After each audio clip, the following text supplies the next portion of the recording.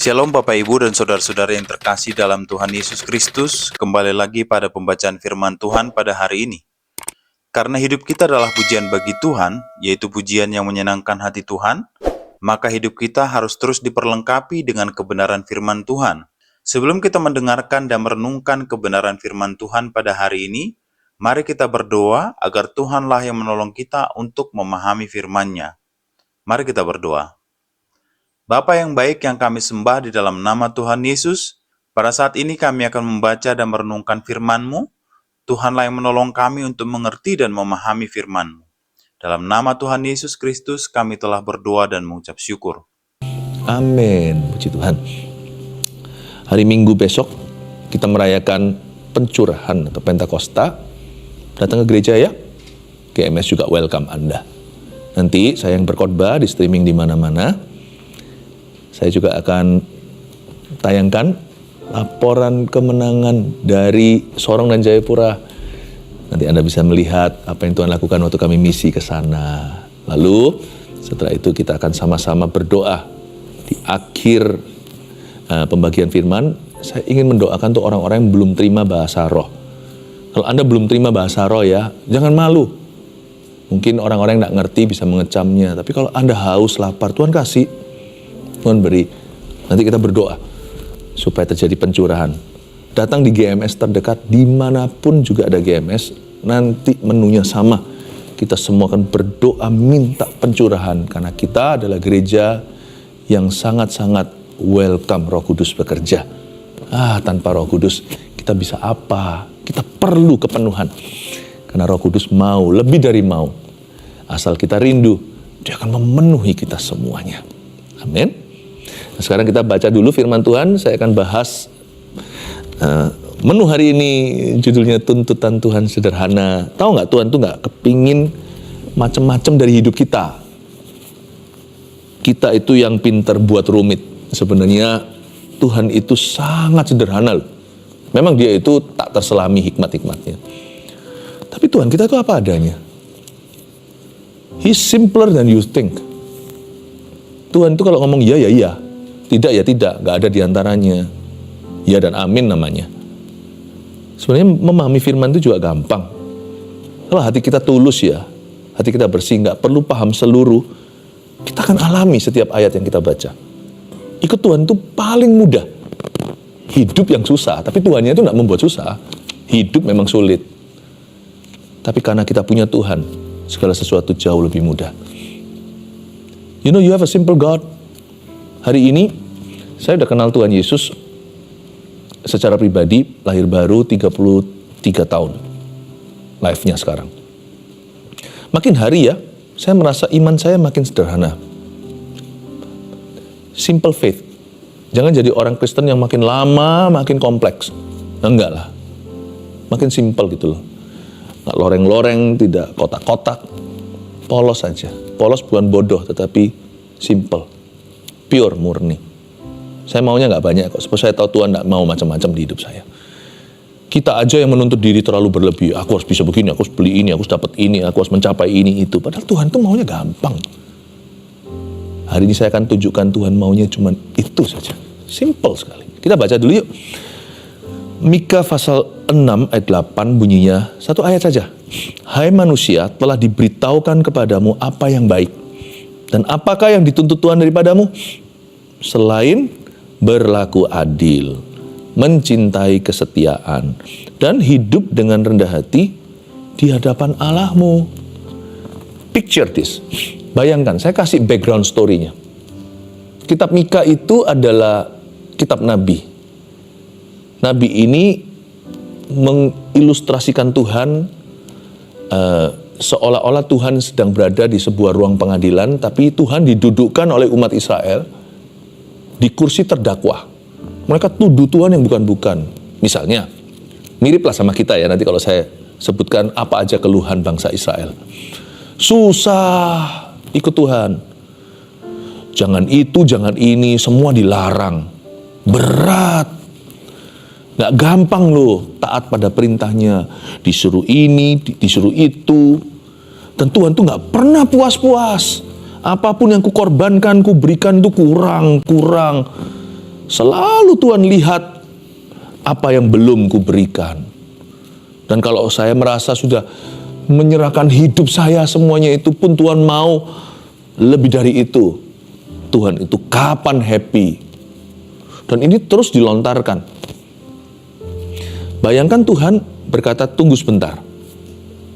Dan Tuhan memberikan penjelasan. Kapan aku minta sesuatu berlebihan? Apakah aku telah jadi beban? Bukannya justru karena aku, bebanmu jadi ringan. Aku minta apa sih dari kalian? Coba bayangkan ya. Aku minta apa dari kalian? Pernahkah aku nuntut yang bukan-bukan? Bukankah apapun yang kutuntut atasmu itu baik untukmu? Untuk dirimu. Jadi bayangin anak yang rusak, anak yang nakal, anak yang manja. Yang berkata, Papa ini sulit. Suruh aku belajar. Ya, nanti kalau aku belum bisa mata pelajaran ini, suruh aku les. Buat aku repot aja. Jadi aku gak ada waktu bermain atau lakukan apa yang aku inginkan. Lu nak tunggu, suruh belajarkan untuk masa depanmu sendiri. Bodoh pintar siapa yang tanggung kalau bukan dirimu. Suruh minum vitamin, suruh makan, suruh tidur, gak boleh HP-an. Kurangi screen time. Udah malam, tengah malam. Kenapa sih? Besok libur loh. Besok gak ada sekolah. Aku mau tidur, gak mau tidur, urusan papa, urusan saya. Ini negara bebas tahu. Nah, kalau kamu tidurnya itu larut-larut, gak sehat, kamu masih muda, masih bertumbuh, susah jadi orang tua. Yang jadi orang tua kan tahu ya kalau anaknya tidak mengerti untuk kebaikan mereka. Tuhan juga digituin soalnya sama kita.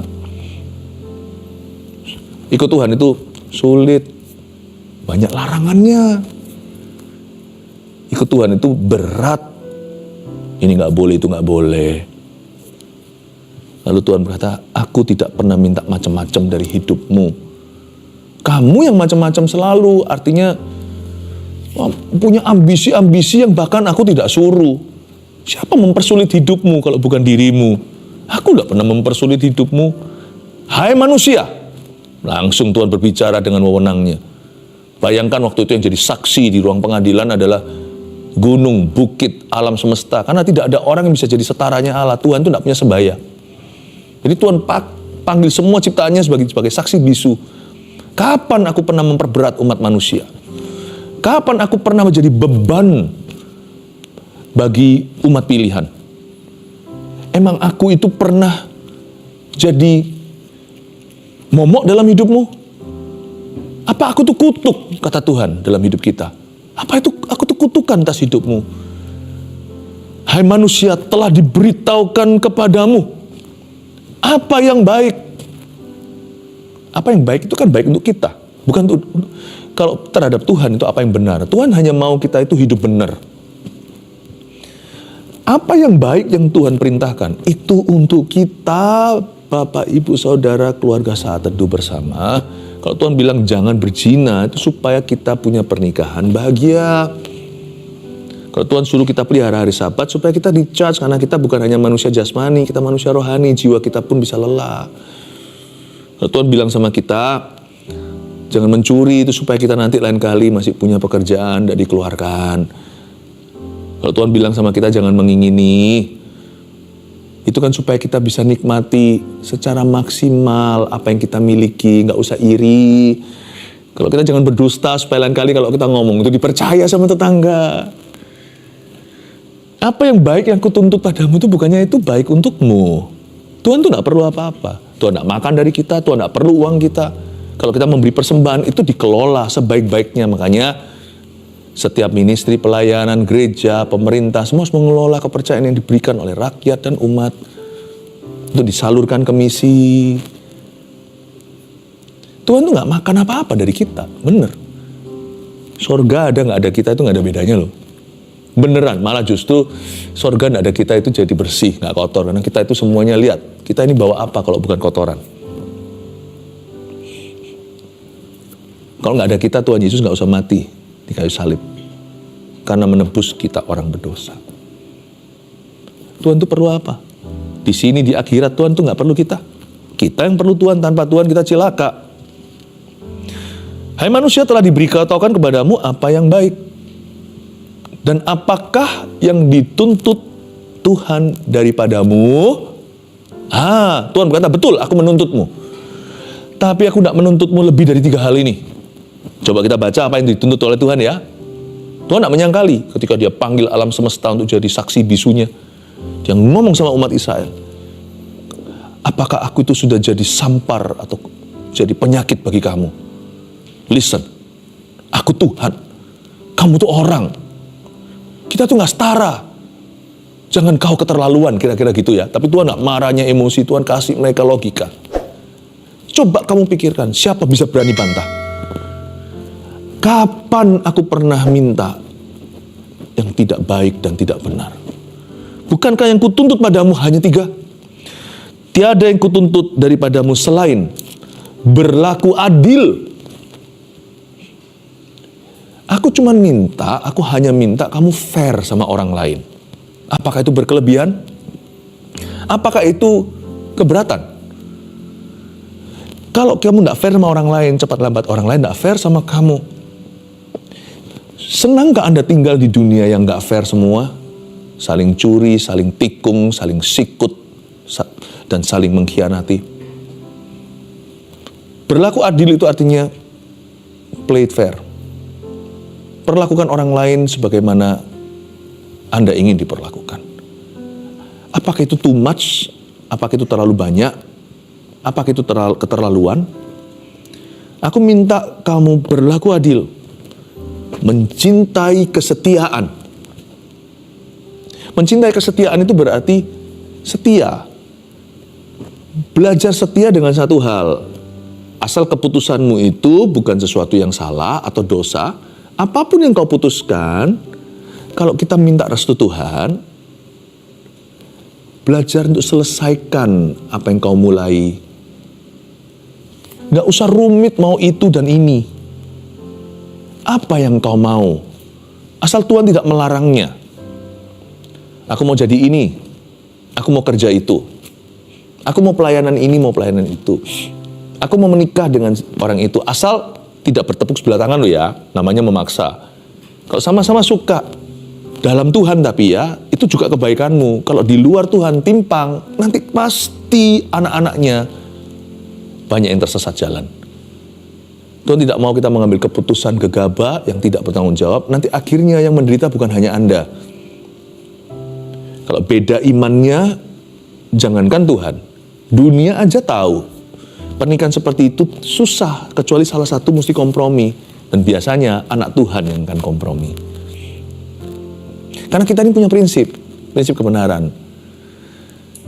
Yang tidak berprinsip dengan yang berprinsip, kalau menjadi satu dalam pernikahan, ya pasti akhirnya yang punya prinsip kompromi dulu. Jangan sampai itu terjadi. Kalau kamu mau menikah dengan siapa, misalnya mau jadi sama siapa, belajar setia, belajar konsekuen jadi orang. Apa yang kau putuskan di hadapanku jangan pelin-pelan. Tuhan tuh sangat-sangat gentleman ya. Saya bisa bayangkan orangnya ya. Ngomong orangnya, Tuhan itu bukan orang, Allah kita itu nyata, tapi dia tidak seperti manusia. Tapi kalau bayangkan dalam bahasa manusiawi, Tuhan itu orangnya gimana? Tuhan itu orangnya itu, kalau kita ngomong sama Tuhan ya, kita ngomong gitu, Tuhan akan nganggap serius. Tuhan tidak pernah mencurigai kata-kata kita. Apapun yang kita katakan pada dia, Tuhan pasti akan berkata, baiklah, aku mendengarkanmu. Meskipun dia maha tahu, dia sangat respect our decision, keputusan kita. Lalu jangan setelah itu berkata, nggak jadi, jangan gitu. Tuhan itu konsekuen. Apa yang dia katakan, ya dan amin. Dan Tuhan juga mengharapkan yang sama dari kita. Menuntut yang sama dari Anda dan saya. Kalau kita ngomong apa, jangan basa-basi. Jangan sampai kita ngomong tapi maksudnya lain. Hati dan mulut berbeda. Luar dalam tak sama. Makanya itu kalau saya lagi doa, kalau saya doa sendiri gitu ya, saya nggak asal bicara loh. Meskipun saya tidak perlu harus menata kata-kata saya. Doa itu bukan fasilitas. Tapi kalau saya ngomong sama Tuhan, seperti kita ngomong sama seorang manusia pada umumnya, jangan anggap karena Tuhan itu tidak kelihatan berarti dia tidak nyata. Bicara kepada Tuhan itu seperti bicara kepada seorang yang nyata. Waktu kita berdoa sekalipun tidak ada orang mendengar, pikirkan apa yang hendak kau katakan. Jangan asal bicara karena Tuhan itu mulia. Tuhan aku mau melayanimu. Misalnya di bidang ini. Pikirkan dulu. Meskipun kita tetap bisa berkata, I'm sorry, kilaf tadi, tapi jangan sering-sering. Lama-lama hubungan itu jadi tidak ada kredibilitasnya dari sisimu. Belajar untuk tanggung jawab dengan perkataan sendiri. Mencintai kesetiaan itu belajar setia dengan perkataanmu. Belajar setia dengan keputusanmu. Belajar setia dengan pendapatmu. Belajar setia, sekalipun Tuhan tidak kelihatan, kalau kita doa harus beriman. Kita tahu bahwa Dia mendengarkan. Belajar setia pada pendirian Anda. Makanya itu saya nggak mau sembarangan bicara. Biasanya sebelum saya puji penyembah seperti ini juga patron saya saat teduh pribadi, saya baca firman dulu supaya dituntun, dibimbing, digiring oleh kebenaran. Baru saya akan ngomong sesuatu sama Tuhan, A, B, C. Kadang saya rencanakan, kadang tidak, sesuatu yang muncul di hati saya akan ngomong apa adanya dengan Tuhan Yesus. Dan saya sendiri tidak akan lupa apa yang saya katakan doa tadi. Saya belajar tanggung jawab dengan perkataan saya waktu saya doa tadi. Sekalipun tidak ada orang lain yang melihat saya anggap Tuhan itu nyata dan Dia dengarkan apa yang saya katakan. Cintai kesetiaan itu berarti belajar bertanggung jawab dengan apa yang kau katakan, apa yang kau mulai. Dan kalau kita memutuskan sesuatu, jangan berkata apa, mana, lalu jangan menyangkali. Orang yang responsible, cintai kesetiaan. Tapi di dalam bahasa Inggrisnya, mencintai kesetiaan itu bukan hanya kesetiaan, tapi bahasa Inggrisnya to love mercy. Jikalau berlaku adil tadi itu to do justly. Lakukan yang fair sama orang. Mencintai kesetiaan itu ada tambahan, to love mercy. Saya suka baca dalam dua versi, jadi anak-anak muda khususnya kalau Anda masih punya kesempatan belajar bahasa lebih dari satu. It's okay. Bahasa induk jangan lupa. Dan kalau Anda punya bahasa daerah juga, jangan dilupakan. Itu kebanggaan. Tapi belajar bahasa lain. Waktu saya belajar bahasa lain, ini saling melengkapi dengan bahasa Indonesianya. Mencintai kesetiaan dalam bahasa Inggrisnya itu adalah bukan bicara soal faithfulness, tapi mercy, to love mercy itu artinya jadi orang itu yang suka bermurah hati sama orang lain, itu suka membantu, suka menolong. Bukan hanya harus membantu loh ya. Bukan hanya to give mercy, memberikan bala bantuan. Tapi to love mercy artinya suka memberi bala bantuan. Bukan hanya sebagai keharusan, itu sebagai sukacita. Aku tuh orangnya suka nolong orang lain. Suka berbagi, suka memberi, murah hati, gak perhitungan. Kadang-kadang memberi dari kelebihan. Bahkan kalau aku kekurangan pun aku bisa memberi dan berbagi dalam kekuranganku. Aku itu sudah sifat dasarnya suka memberi, bukan berarti obral, bukan berarti boros ya. Kita tetap harus kelola sumber daya yang kita punya, termasuk keuangan. Tetapi jangan pernah quit. Jangan pernah cuti menjadi seorang pemberi. Sekalipun yang kau beri, ku beri tidak seberapa. Never stop giving. Karena kita punya sifat like father, like son, seperti Tuhan. Demikian pula umatnya. Anak itu akan meniru ayahnya. Buah gak jatuh jauh dari pohonnya. Allah kita itu murah hati dan suka memberi. Begitu pula umatnya. To love mercy. Apa yang kau mulai, selesaikan. Belajar konsekuen dengan komitmenmu. Jangan gonta-ganti. Lebih baik jangan komit dulu. Pikirkan dulu sebelum Anda membuat janji. Jangan seperti orang yang dikit-dikit, aduh, lupa janjinya. Ya. Nggak hanya itu, Anda selesaikan yang Anda mulai, tapi waktu Anda mengejar visimu, atau benar-benar melakukan bagian Anda, membangun hidupmu, jangan lupakan kiri kananmu siapa yang bisa kau bantu. OTW, on the way ke situ. Seperti orang Samaria yang baik hati itu loh. Dia pergi kemana, dia ketemu orang yang lagi dirampok. Padahal musuh bebuyutan, mereka saling gak suka. Orang Samaria, orang Yahudi, orang Ibrani. Dia bantu dulu, taruh ke penginapan, dikasih duit berapa supaya orang di situ rawat dia sampai dia kembali. Kalau kurang nanti dia tambahin. Daripada seperti imam yang notabene pergi ke bait suci, seperti orang Lewi yang kerja di bait Allah. Tapi jalan gitu, memang mereka mau ke situ pelayanan katanya. Tapi melihat orang yang dirampok habis-habisan di situ, dia pura-pura nggak tahu dan minggir ambil rute yang lain. Lalu dia pergi ke sana. Memang dia mau melakukan sesuatu mungkin yang berguna. Di seberang sana nanti sampai di bait suci, Dia mau ministry, mau melakukan pelayanan. Tetapi dalam perjalanan, dia mengabaikan banyak keperluan dan kebutuhan yang dia bisa isi demi Tuhan. Mungkin ada orang-orang lain yang membutuhkan, yang dia bisa jamah demi Kristus.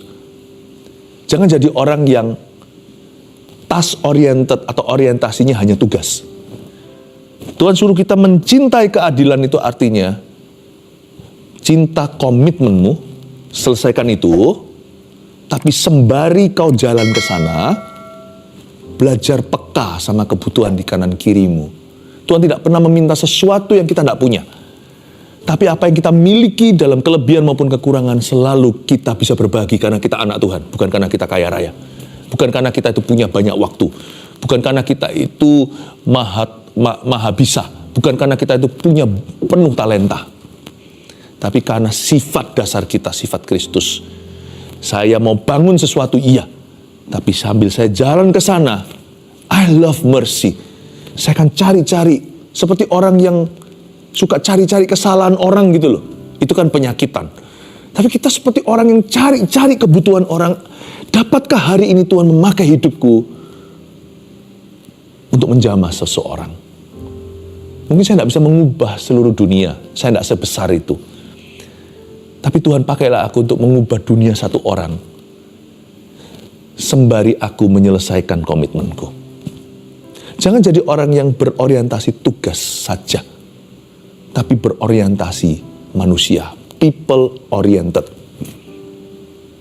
Kalau berorientasi tugas hanya mau sampai ke bait suci, bait Allah orang Lewi itu. Peka dengan sesamamu di sekelilingmu. I love showing mercy. Showing mercy gak tentu materi loh. Kadang-kadang ada orang yang sedih, kita bertanya, how are you bro? Kamu gak apa-apa ya? Itu menunjukkan perhatian. Kita orang timur, orang Asia, seringkali kita pemalu. Gak boleh. Tuhan suruh kita keluar dari zona nyaman, itu juga dari keminderan. Kita bisa inisiatif tanya orang, kamu gak apa-apa? Menawarkan seseorang, apakah Anda bisa mendoakannya, itu sendiri berkat yang luar biasa. Atau mungkin pujian yang tidak diberikan pada seseorang. Semua orang lupa setelah dia nyanyi. Mungkin ada orang yang berkata, thank you ya, suaranya merdu. Asal Anda lakukan dengan motivasi tulus. Bukan untuk dapat sesuatu imbalan. Itu Tuhan bisa pakai untuk membangun iman seseorang. Bisa membangun gambar dirinya. Bisa membuat orang itu happy aja sudah cukup. Nggak usah bawa orang itu sampai ke sorga. Itu aja sebuah jenis atau bentuk pelayanan yang berharga di mata Allah. Belajar peka sama sekelilingnya. Tapi banyak orang hanya people oriented, saya tahu. Orang yang berorientasi manusia itu banyak. Wah, sama orang supel kanan kiri. Tapi gak pernah selesai apa-apa di hidupnya. Dia sama sekali tidak task oriented. Dia tidak berorientasi pada tugas. Coba lihat ya, orang yang bisa sini sana, hadir di mana-mana. Tapi kalau ditimbang pada neraca Tuhan, orang itu enteng sekali. Dia nggak pernah selesaikan apapun yang dia mulai. Dan apapun yang dia putuskan itu selalu nggak rampung jalannya. Selalu setengah-setengah. Nggak ada yang well done, semua medium rare, medium well paling maksimal. Nggak ada sesuatu pun yang selesai di mata Tuhan. Nggak baik juga ya kalau kita orientasinya manusia, peka sekali dengan sekeliling kita, tapi hidup kita itu loh tidak menghasilkan apa-apa. Tidak menjadikan apa-apa. Tidak berbuah sesuatu. Tuhan tidak suruh kita hebat di 1001 kok. Seperti pepatah bahasa Inggrisnya begini, Jack of all trades but master of none. Itu bagus kayak jackpot itu ya, artinya Jack, wah kayak Jack of all trades. Setiap bidang, setiap jalur, wah dia ada, bisa ini, bisa itu, bisa badminton, bisa pingpong, bisa sepak bola, sepak takraw, bisa bola basket, bisa renang. Bisa semua. Tapi biasa-biasa aja semua atau setengah-setengah. Nggak pinter-pinter banget. Masing-masing nggak ada juara, nggak ada prestasinya. Bisa semua lah, ya lumayan. Tapi kita nggak bisa pegang satu di mana dia juara. Di situ dia bisa berkata, inilah talenta utama. People serba bisa, tapi nggak satu pun mahir di dalamnya. Jangan jadi orang kayak gitu ya. People banget. Manusianya oke. Tugasnya kita nggak bisa sebut satu. Mencintai kesetiaan itu, setia pada komitmenmu. Udah jangan banyak-banyak lah komitmennya. Satu, ada orang yang mau kerja tuh semuanya serabutan. Tapi juga ngos-ngosan. Kita habis waktu. Mendingan kita kerja itu bukan hanya satu kalau perlu, tetapi dua aja udah banyak loh. 3 tuh maksimal, tapi jadikan benar. Jadikan sungguh. Tekuni sampai Anda jadi master di situ. Sampai Anda jadi tuan atas talentamu. Ya. Dan hidup dengan rendah hati di hadapan Allahmu. Coba Anda baca ini, hidup dengan rendah hati di hadapan Allahmu. Ini yang ketiga. Aku hanya nuntut umat Israel untuk rendah hati di hadapan Tuhan. To walk humbly. Nah, masalahnya gini. Coba kita nggak ngerti. Kita kira nomor 3 pasti yang paling kecil. Bukan. Kalau Anda baca tuntutan Tuhan sederhana ini, 1, 2, 3. Yang ketiga itu justru kunci ke 1 dan 2. Karena yang ketiga itu pure murni bicara tentang motivasi hati dan hubungan kita dengan Allah. Hidup dengan rendah hati di hadapan Allahmu, bahasa Inggrisnya, berjalan dengan mawas diri di hadapan Tuhan. Walking humbly. Ini luar biasa. Karena justru inilah yang menentukan apakah Anda fair jadi orang. Ini yang menentukan apakah kita bisa selesaikan komitmen kita. Karena bicara soal dunia penyertaan. Ini yang menentukan apakah kita itu orangnya mengorangkan orang lain dan belajar peka sama kebutuhan mereka. Hanya orang yang rendah hati di hadapan Tuhan yang akan peduli sama sesamanya. Hanya orang yang rendah hati di hadapan Tuhan yang akan fair sama orang, karena dia tahu di atas masih ada yang berkuasa. Hanya orang yang humble yang akan peka sama kebutuhan orang lain. Sebagaimana aku menerima kasih sayang yang cuma-cuma, aku harus belajar mengasihi sesamanya. Orang angku tidak akan fair sama orang lain, karena dia merasa aku layak dilayani. Dia merasa semua orang harus layani dia. Orang yang sombong itu susah. Dia tidak akan peka sama kebutuhan sesama, karena dia hanya ada dirinya dalam pikirannya. Dunianya hanya diisi dengan dirinya, aku, milikku, dan saya. Hanya orang yang rendah hati yang bisa berlaku adil. Hanya orang yang rendah hati yang bisa setia dan mencintai kesetiaan. Tuhan berkata, aku tidak nuntut macam-macam dari kamu. Cuman 3. Tulislah sekarang. Ini adalah praktisnya, aplikasinya. 1, perlakukan orang lain sebagaimana kita ingin diperlakukan. Berlaku adil. Treat others fairly. Ya. Selalu perlakukan seseorang lain sebagaimana kita ingin diperlakukan juga. 2, selesaikan yang kita mulai. Berapa banyak anak muda berkata, aku tidak tahu mau jalur apa. Pilih dong salah satu, sudah SMA 3, udah kelas 12. Sedangkan anak-anak muda, anak-anak kecil di gereja yang saya gembalakan di GMS tercinta, sudah dilatih, digembleng dari kecil, sudah harus bermimpi. Meskipun nanti bisa berubah, tapi nggak akan bergeser banyak. Dia sudah harus tahu. Anak muda, teruna harus mendapat penglihatan, anak kecil bernubuat.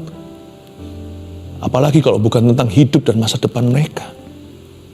Pilih salah satu jalur, komit di situ. Jangan tanya Tuhan, mana kehendakmu? Ya memang perlu.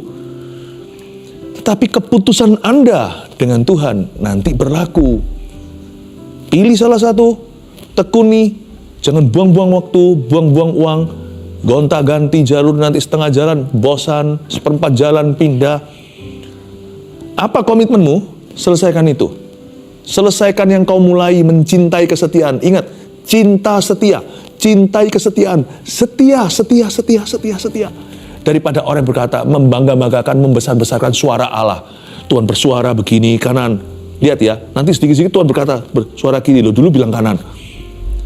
Kemungkinan besar bukan karena Tuhan bersuara atau tidak. Kemungkinan besar orang itu yang pelin-pelan. Jadi jangan. Kalau Tuhan bersuara secara jelas, memberimu mimpi penglihatan, ada suara audible apalagi, ada konfirmasi-konfirmasi, bahkan ada nabi bersabda, haleluya.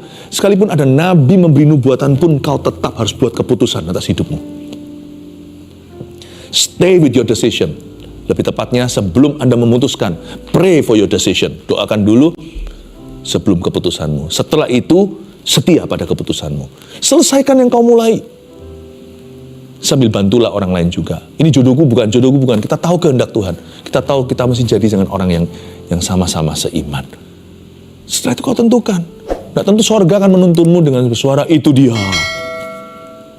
Nanti kalau Anda diberkati di gereja, kan ditanya sama pendeta, apakah Anda mengambil si ini sebagai istri yang sah dalam suka dan duka? Apa jawabmu? Ya, Tuhan berikan. Bukan, saya bersedia. Itu keputusan Anda di hadapan Allah, meskipun Tuhan yang menuntun Anda berdua. Apapun yang kau pilih, be responsible with your choice dengan keputusanmu. Bertanggung jawablah. Selesaikan yang kita mulai, cintai kesetiaan, tapi jangan hanya orientasi tugas, sambil jalan ke sana untuk menggenapi rencana Allah. Please, please, please, love mercy. Sambil bantulah orang lain juga. Itu akan berkenan pada Tuhan. 3. Muliakan Tuhan. Dan ingat jasa orang lain waktu kita sukses. Hidup dengan rendah hati di hadapan Allah itu juga berarti hidup rendah hati di hadapan sesama kita. Kalau kita sukses suatu hari, jangan berkata, oh saya berhasil mendirikan ini. Selalu pakai kata, kami berhasil.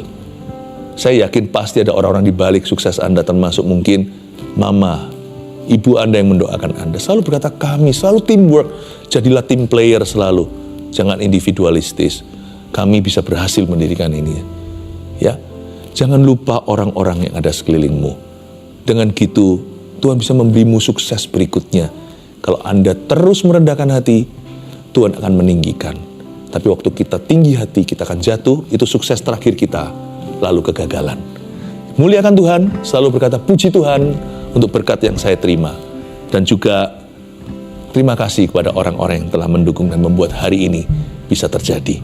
Kalau Anda punya spirit seperti itu selalu, Tuhan akan mengangkatmu selalu tinggi-tinggi. Saya berdoa keluarga Saat Teduh Bersama, Anda semakin ditinggikan, tidak direndahkan oleh Tuhan. Untuk apa Tuhan merendahkan? Kalau kita sudah rendah hati, kalau kita belajar untuk mawas diri di hadapan Tuhan. Harapan saya adalah anak-anak Tuhan semua dinyatakan pada dunia sebagai orang-orang paling berhasil di masyarakat.